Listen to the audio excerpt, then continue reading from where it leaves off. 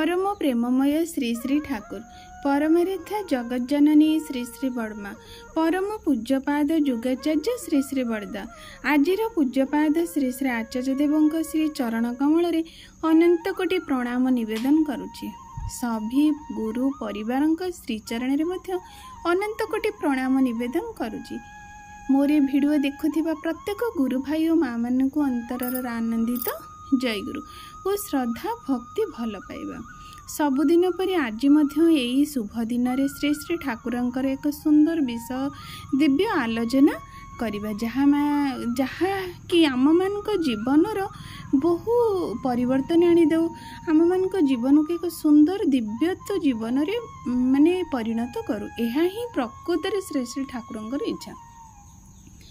वर्तमान समयर समस्या को जेतबेले आमे माने अनुध्यान करू बा देखा जाए जे ए प्रत्येक समस्या ही उपजे ए मनीष मानक पाखरे। कारण समस्या तो उपजाती से मनीष समाधान भी करती से मनीष आ से तार प्रभाव समाज पर पड़े, परिवार पर पड़े, राष्ट्र पर पड़े, सर्वभूत देश जाति गोटे संपूर्ण रूप से गोटे ग्रह उपग्रह प्रत्येक क्षेत्र रे ही पड़ी थाए। तेणु केते बड़ भूमिका गोटे व्यक्ति उपरे। तेणु श्री श्री ठाकुर से प्रत्येक मनीष को माने तुम रिफॉर्म कर, प्रत्येक घर को रिकनस्ट्रक्टेड कर, माने पुनर्गठित कर, मनीष को गोटे भल मनीष रे रूपांतरित कर। यह ही होउछि तांकर माने आसीबार माने प्रकृतर लक्ष्य। कारण मनीष दे तो सब किछि होई पारे, कारण ये सारा सृष्टि ही माने से तो मनीष मानक पई से सब विधान केवल तांको पाई। तेणु आज मनरे आम प्रत्येक बापा माँ मनरे गोटे प्रश्न आसे मनरे गोटे शंका थाए, मो पिला माने किपरि भविष्यत रे सुख शांति आनंद रे रुहंतु, भल मनीषटे हुंतु, तांको पई बापा माँ माने माने गर्व अनुभव करंतु, तांको पई तांकर सुनाम माने बढ़ी जाऊ, सप्त पुरुष उद्धार हो जाऊ, ए भली प्रत्येक बापा माँकर इच्छा। किंतु आमे माने सिना इच्छा करू, किंतु आमे माने तांको पुणी से भली भाव रे आमे जेमती गोटे मोर बहुत भल माने गोटे गछ मु जदि लगे मोर बहुत इच्छा से गछटा बहुत सुंदर फल दो, स्वाद माने फलटी बहुत स्वादिष्ट होई थाउ, माने से बहु भाव रे मते फल प्रदान करे, सब मोर इच्छा। हेले तो खाली गछटे लगे देले बा मंजीटे पति देले हेबो नहीं, ताकू मध्य ठीक भाव रे ता पोषण देବାକୁ पड़िबो, पानी प्रत्येक दिन देବାକୁ पड़िबो, ताकू देखिବାକୁ पड़िबो कोठी पोक लागुची कि कोठी उई लागि जाईची, कोठी पिंपड़ी लागुची कि ए प्रति भी मध्य हमर ध्यान देବାକୁ पड़िबो। ठीक सही परी गोटे मनीष को जेतबेले बापा माँ सृष्टि करती गोटे संतान को मध्य गढ़िबार मुख्य दायित्व है जड़े बापा माँकर। जदि से दायित्व टिके भी से खामख्याल कर दियंती बा अवहेला कर दियंती, जीवन सारा सी ही पछताती। जीवन सारा तो बापा माँ बंची थिला पर्यंत तो कष्ट जंत्रणा रे दिन कटि जाए, परे किंतु सात पुरुष से नष्ट हो जाए, गोटे जाति गोटे वर्ण से ध्वंस हो जाए, जीव माने जन्म जन्म पर्यंत गोटे कलंक लगी जाए गोटे संतानर माने खराब माने बाट जोगु। ताहले देखो केते बड़ दायित्व बापा माँकर रही गोटे संतान प्रति।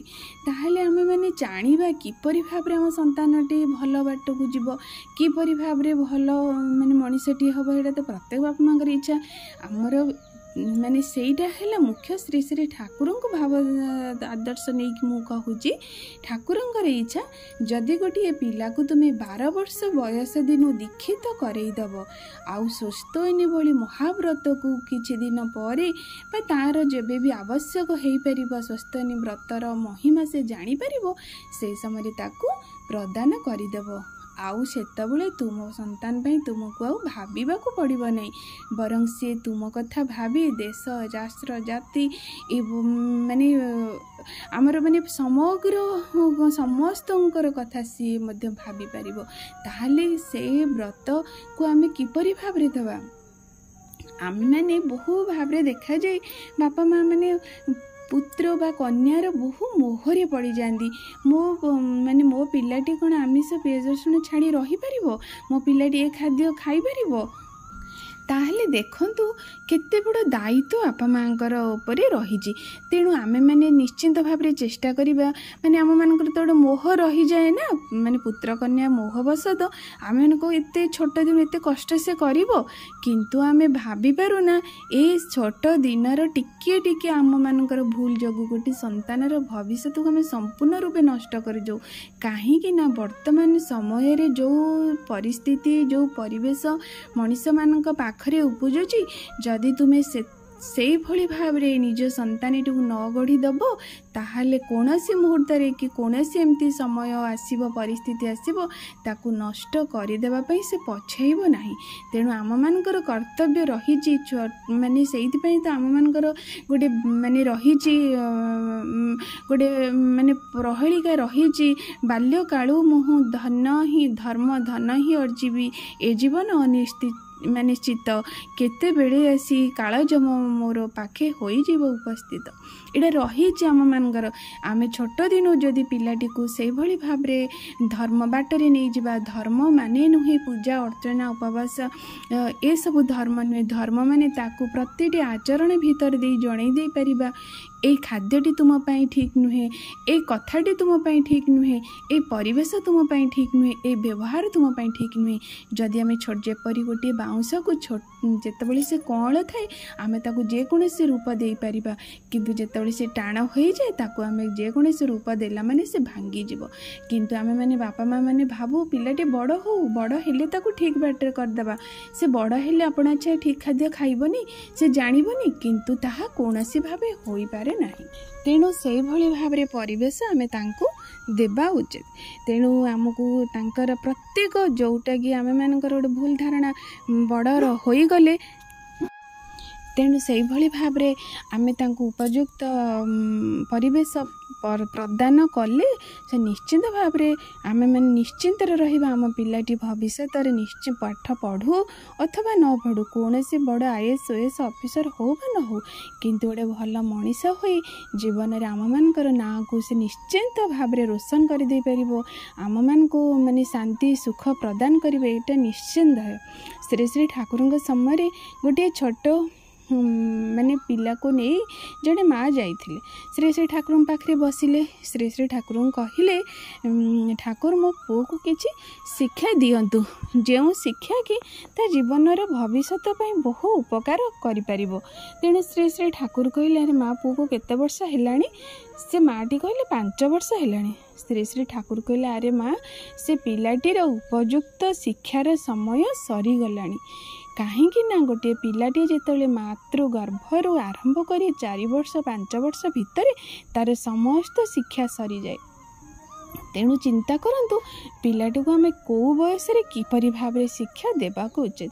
आ गोटे कथा आचार्य देव समय कथा एवं आचार्य जी वर्तमान अच्छा गोटे माने आलोचना चली देवघर घटना गोटे माँ से दूर बसी सेठी अन्य भक्त बसी थिले से गोटे छोट छुआटी को धरी से माटी सेठी थिले देखिले से माँ छोट छुआटी कांदिला तापरे से कौन कले ना से पिलाटी तापरे से कांद बंद है तापरे तांकर समय आसिला से आचार्य देव पाखु जेतेबेले गले आचार्य देव कसे पुअर दुष्टामी विषय आचार्य पाखरे से निवेदन कले मो पुओटी बहुत भाव में दुष्ट होचे से किपरि भल मनीष हम। आचार्य देव कथा सेतबेले माँ पुओंकर ये जो जहाँ भी किछि हेउथिला से सेठी अनुध्यान करुथिले कहले एबे तो तुमे केते बड़ भूल करदेल तम पुओ पाखरे से जानि पारलेन ना जेतेबेले तम पुओ कांदिले तुम किपरि तुम पुअर कांद बंद कल से माटी कहले ना से बाटर आसु आसु गोड़े झुंटी हो गला पुओ कांदिला मु से बाट को मारिदेली 2-4 चपुड़ा जो मारिदेली तापर मो पुओ कांद बंद हो गला से कहले जानिच माँ तुम पुअर भविष्य तुम केते बड़ गोटे क्षति करदेल आउ तार भविष्य गढ़िबार गोटे सुंदर सुनेली भविष्य बदल रे तुम्हें गोटे केते बड़ भूल करदेल ता जीवन रे तापर से कहले बुझी पारिलेनी से माटी तापर आचार्य देव कहले तमे सेतबेले से पिलाटी कही बाबारे रास्ता रे चलवा हेले ये भाव में केते आबड़ा खाबड़ा रास्ता ପଡ଼େ ତାକୁ ଆମକୁ ଦେଖିକି ଚାଲିବାକୁ ପଡ଼ିବ। ଏଥିରେ ରାସ୍ତାର ଦୋଷ ନୁହେଁ, ଦୋଷ ହେଲା ଆମର। ସିଏ ହୁଏତ ବୁଝି ନ ପାରିଥାନ୍ତା, ଆଉ କିଛି ସମୟ କାନ୍ଦିଥାନ୍ତା, କିନ୍ତୁ ମନ ଭିତରେ ପ୍ରବେଶ ତାର ହେଇଯାଇଥାନ୍ତା ପ୍ରକୃତରେ ଏଇ ଭୁଲ ପାଇଁ ମୁଁ ହିଁ ଦାୟୀ, ମୋର କାନ୍ଦ ବନ୍ଦ କରିବା ପାଇଁ ଆଉ କାହାକୁ ଶାସ୍ତି ଦେବା ମୋର ଅଧିକାର ନାହିଁ। ଏଇ ଶିକ୍ଷାଟି ତୁମେ ମା ସେଇଠି ତୁମେ ଦେଇପାରିଲନି। ଏଇଭଳି ଭାବରେ ପିଲାଙ୍କୁ ଶିକ୍ଷା ଦିଆଯାଏ। ଶ୍ରୀ ଶ୍ରୀ ଠାକୁରଙ୍କ ନିକଟକୁ ଗଲାବେଳେ ସନ୍ତାନ ଚର୍ଯ୍ୟାରେ ଶ୍ରୀ ଶ୍ରୀ ଠାକୁର କହିଛନ୍ତି ତାଙ୍କ ପାଖକୁ ଯିବା ସମୟରେ ଅନେକ ପିଲାମାନଙ୍କର ଉଦାହରଣ ଶ୍ରୀ ଶ୍ରୀ ଠାକୁର ଏଇଭଳି ଭାବରେ କରି ତାଙ୍କ ଭବିଷ୍ୟତକୁ ସୁନ୍ଦର ଭାବରେ ସଜାଡ଼ି ଦିଅନ୍ତି।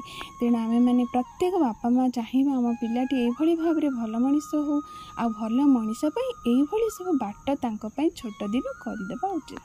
ଆଶା କରି ଆପଣମାନଙ୍କ ପାଇଁ ଆଲୋଚନାଟି ଅତ୍ୟନ୍ତ ପ୍ରେରଣାଦାୟୀ ହେଉ, ଆପଣମାନଙ୍କ ଜୀବନରେ ବହୁ କାମରେ ଆସୁ, ଆପଣଙ୍କ ପିଲା ଗୋଟେ ସୁନ୍ଦର ମଣିଷଟିଏ ହୁଅନ୍ତୁ, ସଂସାରର ନିଜର ମଙ୍ଗଳ କରିବା ସହ ସମସ୍ତଙ୍କର ମଙ୍ଗଳମୟ ହୋଇ ଉଠନ୍ତୁ। ଏହା ହିଁ ମୋର ପରମ ପିତାଙ୍କ ଶ୍ରୀଚରଣରେ ବିନମ୍ର ନିବେଦନ। ସର୍ବଶେଷରେ ସମସ୍ତଙ୍କର ମଙ୍ଗଳ ପ୍ରାର୍ଥନା କରି ରଖୁଛି। ଜୟ ଗୁରୁ।